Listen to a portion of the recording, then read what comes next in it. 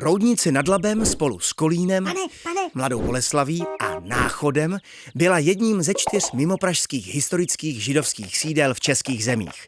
Židé do Roudnice přišli zřejmě již na začátku 16. století a právě zde se v roce 1904 narodil Kurt Epstein, vždy s hlavou nad hladinou. Kurt byl svůj. Nebyl monarchistou jako jeho otec Max. Nechtěl řídit rodinnou obuvnickou firmu jako jeho bratr Erich. Neuměl německy. Vesloval, plaval a hlavně miloval vodní pólo. Olympijské hry Amsterdam 1928. Kurt je jedním ze 4 Židů vybraných do týmu vodního póla. Hra se přiostřuje. Obránce Epstein teď hraje bez plavek. Olympijské hry Berlín 1936.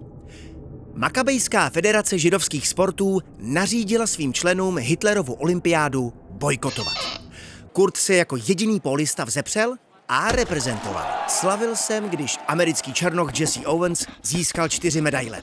Byl to výsledek, který nacistická propaganda nemohla popřít. V září roku 1938 je mobilizován. Zapisuje si. Slyšel jsem příkaz k mobilizaci, když jsem hrál kulečník. A už o půlnoci se hlásil svému velícímu důstojníkovi v Terezíně. Ironií osudu byl v roce 1941 deportován právě do Terezína. Nahnali 350 lidí do jedné místnosti, ve které nebylo nic. Žádné dřevo a ani trocha slámy. Jen betonová podlaha. První noc jsme v mrazu spali na zemi. 24. dubna 1942 byla do Terezína deportována i celá jeho rodina.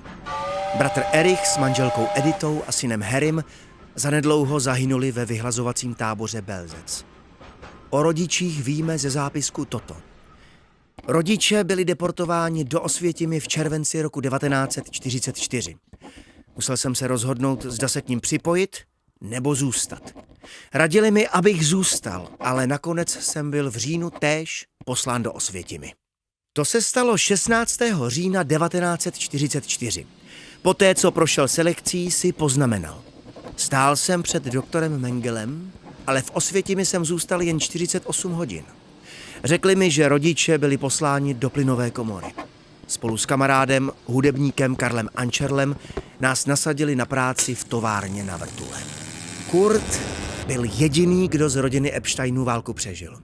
Na jaře roku 1946 potkává Franci Rabinek Solarovou, oděvní návrhářku, která také přežila koncentrační tábor a kterou dříve trénoval v ČPK.